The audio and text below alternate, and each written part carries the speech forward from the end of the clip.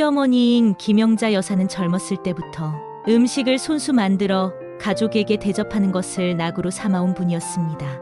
손자가 태어난 뒤로는 그 관심이 더욱 커졌고, 손자가 밥을 먹기 시작하는 시점부터 어떻게 하면 더 맛있고 영양가 높은 음식을 먹일 수 있을지 고민에 고민을 거듭했습니다. 며느리 은진 역시 어린 시절부터 식습관 교육의 중요성을 배우고 영양사로 일한 경험이 있어 아이 식단만큼은 누구보다 꼼꼼히 관리하려 했죠. 아이에게 간이 강한 음식을 먹이기 시작한 건 아이가 이제 막 미음을 떼고 이유식을 끝내던 시점이었습니다. 영자는 아이도 사람인데 맛을 알아야 제대로 먹지라는 생각이 강했습니다. 실제로 예전 세대에는 음식을 짜게 먹어야 기운이 난다는 믿음이 있었고, 영자도 이렇게 자식을 키워왔기에 그 믿음이 더욱 강했죠. 하지만 며느리 은지는 병원에서 일하면서 특히 소아과 영양사로 근무했던 적이 있어 어린아이에게 너무 짜거나 매운 음식은 위장과 신장에 부담을 준다는 것을 철저히 배운 상태였습니다. 아이의 초기 식습관이 향후 식습관에 큰 영향을 미친다라는 사실을 누구보다 잘 알고 있었기에 처음에는 정중히 시어머니에게 조금만 간을 줄여주시면 어떨까요? 라고 부탁했지만 영자는 내가 음식에는 도가 텄다며 별다른 조정을 하지 않고 손자에게 본인의 입맛대로 음식을 줬습니다. 이 작은 의견 차이가 처음에는 그저 티격태격하는 정도로 지나갔지만 손자가 3살이 되어 점점 더 다양한 식단을 시도하게 되면서 갈등의 골이 조금씩 깊어지기 시작했습니다. 아이를 정말 사랑하는 두 여성은 결국 같은 목표를 향해 가고 있었지만 음식이라는 방법론의 차이가 부딪히게 된 것이죠. 결정적인 충돌은 손자의 3살 생일잔치에서 벌어졌습니다. 영자는 손자의 생일상을 손수 차리겠다고 일찌감치 마음먹고 아침 일찍부터 분주하게 움직였습니다. 미역국부터 불고기, 잡채, 각종 전과 반찬까지 메뉴도 화려했죠. 영자는 우리 손자를 위해 제대로 된 한상을 차려줘야 한다며 으쓱해했고, 은지는 시어머니가 이렇게 애써주시는 사실에 감사하면서도 한편으론 아이가 먹을 음식 걱정이 앞섰습니다. 은지는 잔치 전날 어머니, 불고기는 아이가 먹을 만큼만 간을 약하게 해주시면 좋을 것 같아요. 요즘 아이들은 맵고 짠 걸 어릴 때부터 먹이면 건강에 무리가 온다고 하더라고요. 라며 거듭 당부했습니다. 영자는 그때는 알았다 하고 대답했지만 막상 불고기를 양념하는 순간 아이 한 명 먹자고 별도의 양념을 하느니 그냥 원래 하던 대로 맛있게 하자라는 생각이 들어 본인의 비법 양념 그대로 재워버렸습니다. 잔치날 많은 친척과 지인이 모여 축하하는 자리에서 문제의 불고기가 나왔습니다. 어른들은 달달하고 짭조름한 맛을 칭찬하며 맛있게 먹었지만 손자는 한두 입 먹고 기침을 하더니 물을 달라고 했습니다. 은지는 당황스러웠지만 큰 소리를 낼 수 없어 일단 상황을 모면하려 했었습니다. 그리고 가족끼리만 남았을 때 은지는 부엌에서 영자에게 조심스럽게 말을 건넸습니다. 어머님, 아이가 불고기가 너무 짜다고 물만 마셨어요. 조금만 덜 짜게 해주셨어도 좋았을 텐데. 영자는 언짢은 기색으로 애가 뭘 몰라서 그렇지, 이 정도 간은 돼야 밥맛도 나지. 나 때는 이거보다 더 짜게도 잘 먹었어 라고 답했습니다. 은지는 마음이 상했지만 더 이상 크게 따지지 않고 남편에게 속상한 마음을 털어놓았죠. 그렇게 생일잔치는 겉으로는 평화롭게 마무리됐지만 시어머니와 며느리 사이에는 분명하게 틈이 생겨 있었습니다. 이후 며칠간 분위기는 조금 어색해졌습니다. 은진이 시댁에 전화를 드려도 영자가 바삐 전화를 넘기는 듯했고, 아이를 보고 싶다며 자주 오시던 것도 잠시 뜸해졌습니다. 사실 영자도 며느리가 자기 음식을 부정하는 것 같아 씁쓸했으나 손자에게 좋은 것을 먹이고 싶은 마음은 여전했죠. 은진이 해결책을 찾으려 애쓰던 중 어린이 간식과 식단을 전문적으로 가르쳐주는 키즈푸드 클래스 광고를 보게 됩니다. 어머니와 함께 이 수업을 들으면 어떨까? 라는 생각이 스쳤습니다. 수업에서는 저염저당 메뉴부터 채소를 활용한 아이 간식 등 다양한 레시피를 다룬다고 했기 때문이었죠. 은지는 처음엔 망설이다가 용기를 내어 영자에게 전화를 걸었습니다. 어머니, 안녕하세요?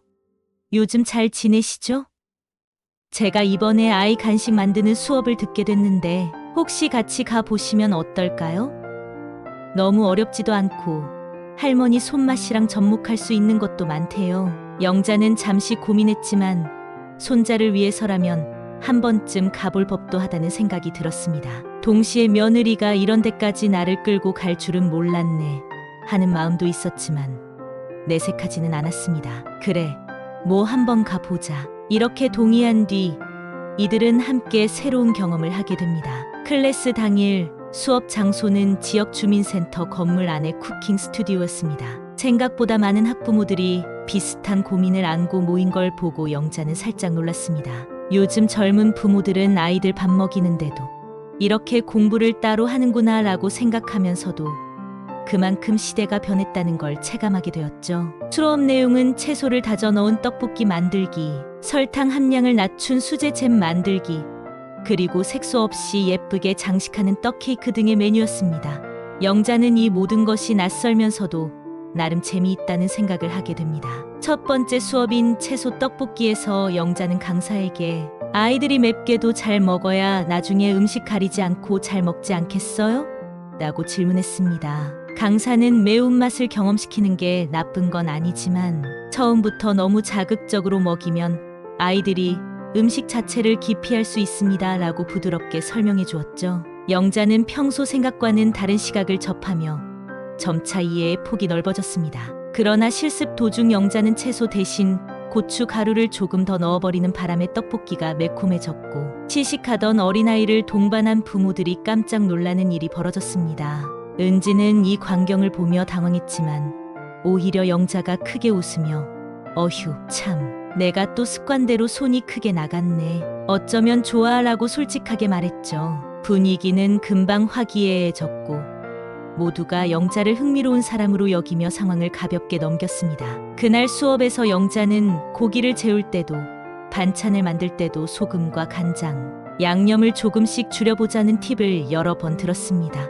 영자는 처음에는 그럼 밋밋해서 무슨 맛으로 먹으란 말인가 싶었지만 다른 부모들과 이야기를 나누며 자신과 같은 고민을 하던 이들도 조금 덜 짜게, 덜 맵게 만들어 가정의 건강을 챙기더라는 사실을 알게 됩니다. 수업을 마치고 돌아오는 길, 은진과 영자는 조용히 차 안에서 이야기를 나눴습니다. 생각보다 재밌었네요, 어머님.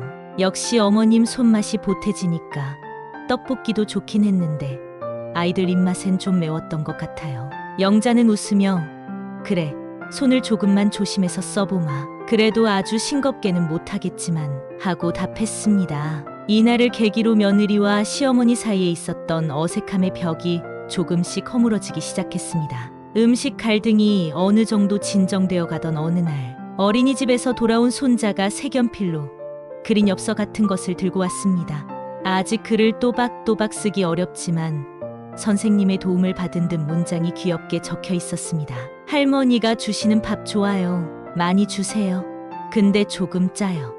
이 단순하고도 귀여운 문장을 본 영자는 웃음을 지으며 동시에 마음 한켠이 짠해지는 기분을 느꼈습니다. 그래, 이 녀석이 내가 한 음식이 짜긴 짠가 보다 하는 깨달음이 슬며시 찾아왔죠. 은지는 아이 입맛은 아직 예민해서 싱거워야 잘 먹는다고 하더라고요.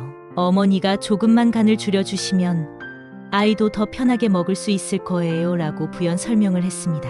영자는 그날 한동안 장롱 속에 넣어두었던 손자 사진들을 꺼내보며 생각에 잠겼습니다. 손자를 돌보며 처음 이유식을 시작했던 시절 아이의 눈이 얼마나 반짝였는지 또 처음으로 밥알을 직접 집어 먹을 때 뿌듯했던 기억이 떠올랐죠. 그래, 내가 조금만 양보하면 아이가 건강하게 자랄 수 있는데 라는 생각이 들자 내 방식이 맞다라는 고집이 서서히 누그러졌습니다. 며칠 뒤 영자는 집에서 비법 양념을 만들기로 했습니다. 원래라면 고춧가루와 마늘, 간장을 넉넉히 넣어 자극적이면서도 감칠맛 나는 어른 입맛의 양념을 만들 텐데 이번에는 다르게 해보기로 마음먹었죠. 고춧가루 양을 줄이고 대신 파프리카 가루 등 아이들이 먹기에 부담 없는 재료로 색을 내고 간장도 적게 넣는 대신 매실청과 양파즙으로 단맛과 감칠맛을 살렸습니다. 이거 맛이 좀 심심한 건 아닐까? 라고 생각하며 맛을 보는데 의외로 원재료의 감칠맛이 살아있는 느낌이 들었습니다. 이렇게 먹으면 속도 덜 부담될 테고 아이들이 더 편하게 먹겠네. 영자는 만족스러운 마음에 냄비 가득 양념을 끓이고 작은 병 여러 개에 담아 놓았습니다. 마침 그날 저녁 은진과 손자가 집에 들렀습니다. 영자는 새로 만든 양념장을 살짝 덜어 닭고기 요리를 해주었는데 이전보다 훨씬 덜 짜고 맵게 완성된 음식이었습니다. 은진이 먼저 맛을 보고 눈을 반짝이며 말했습니다. 어머님, 이거 정말 간이 딱 좋아요. 제가 만들면 어머님만큼 맛이 안 나서 늘 아쉬웠는데 이건 어머님 손맛이 살아있으면서도 아이에게도 좋을 것 같아요. 손자도 열심히 닭고기를 먹고 행복한 표정으로 할머니 밥 맛있어요 라고 외치며 달려갔습니다. 영자는 손자의 모습을 흐뭇하게 바라보며 이 작은 변화를 시도하기를 잘했다고 생각했습니다. 그날 이후 가족 식사는 한결 더 편안하고 즐거워졌습니다. 은지는 시어머니의 요리 솜씨를 존중하되 아이에게는 조금 더 순한 간을 부탁했습니다. 영자도 매운맛은 나중에 크면 충분히 즐길 수 있으니 지금은 조금만 양보해 주자라는 생각으로 손자를 돌봤죠. 오히려 아이의 간에 맞추어 조리법을 조금씩 바꿔보니 어른들도 신선한 맛을 경험하는 기회가 생겼습니다. 평소엔 몰랐는데 이렇게 담백하니 재료 자체 맛이 잘 느껴진다는 식으로 탁에서 화제가 떠오르기도 했습니다. 결국 우리가 똑같이 손자를 아끼고 사랑하는 마음에서 출발한 거였으니 대화로 잘 풀 수 있었던 거지. 영자는 지인들에게 때때로 이런 말을 하며 며느리와의 사이가 한층 가까워졌다고 자랑하곤 합니다. 은진 또한 주변 친구들에게 우리 시어머니가 정말 열린 분이셔서 요즘엔 같이 레시피도 공유하고 수업도 들으러 다녀라고 즐겁게 이야기합니다.